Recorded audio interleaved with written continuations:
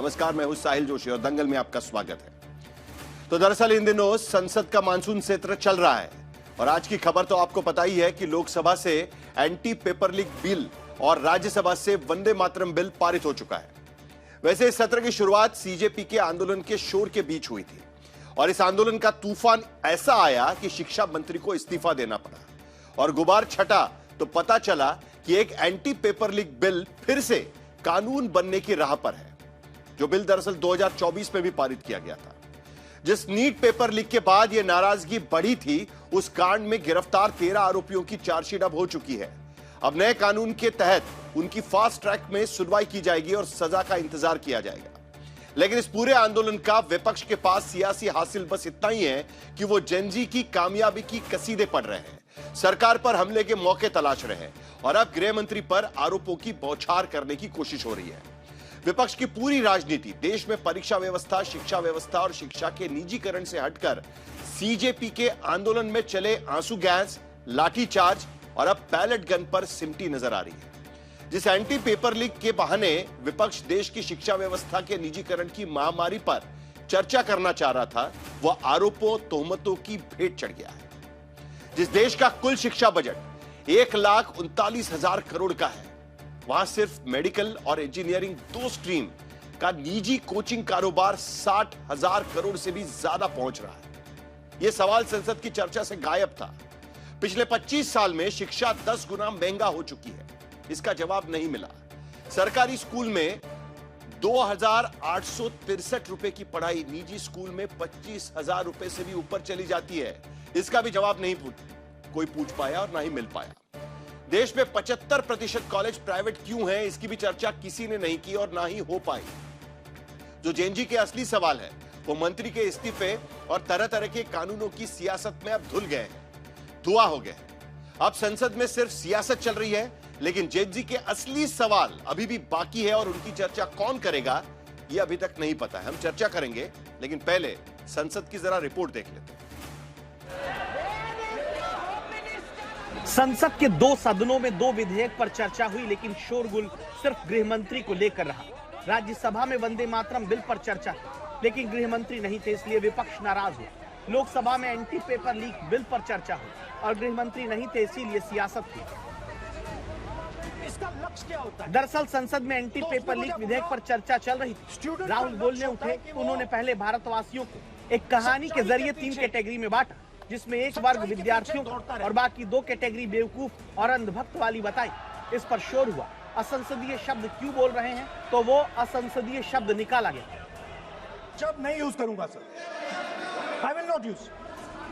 फिर राहुल ने कहा कि इस्तीफा तो मंत्री धर्मेंद्र प्रधान का हुआ, लेकिन एजुकेशन सिस्टम पर आरएसएस ने कब्जा कर रखा है। Every single university in India today has a vice chancellor from the RSS. चर्चा आगे बढ़ी थी।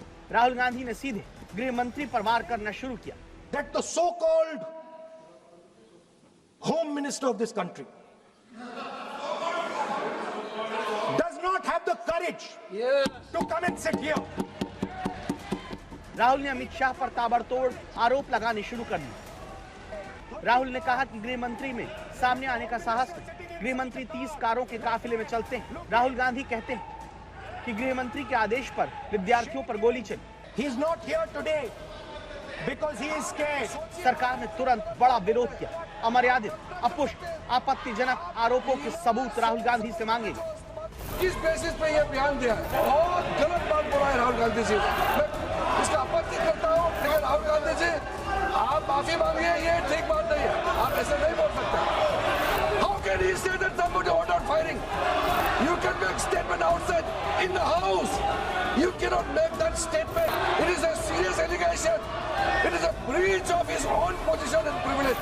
राहुल गांधी जी ने इंक्वायरी के बाद नहीं किया, उन्होंने सीधा नाम लेकर के फायरिंग ऑर्डर का बात किया। कितना गंभीर आरोप है। आप गृह मंत्री जी का नाम को लेकर के आपने जो शब्द इस्तेमाल किया, जो आपने वक्तव्य दिया, इस बेसिस पे आपने कहा है, आप प्रूफ दिखाओ। आपको माफी मांगना होगा सर, ये इसको हम हल्के में नहीं ले सकते। माफी मांगेगा तो हम सोचा जाएगा, ऐसा सदन नहीं चल सकता है। सदन की कार्रवाई शोर हुआ, स्थगन हुआ और फिर राहुल गांधी का भाषण अधूरा रह गया। दोबारा 1 मिनट के लिए कार्रवाई शुरू हुई तो राहुल पर पलटवार तेज हुआ। ये हाउस नियम कानून से चलता है।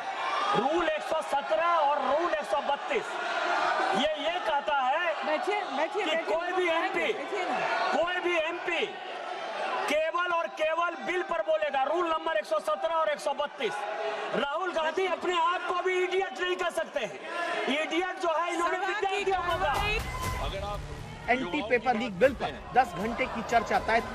3 बजे कार्रवाई शुरू हुई तो मंत्री के जवाब का वक्त हो चुका था। नौकरी की मांग ये बार बार स्पष्ट किया गया कि गोली चली ही नहीं, लेकिन जब गोली चली ही नहीं तो आदेश देने का सवाल ही नहीं पैदा होता, और आदेश देने का अधिकार मैजिस्ट्रेट के पास रहता है, मंत्री के पास नहीं।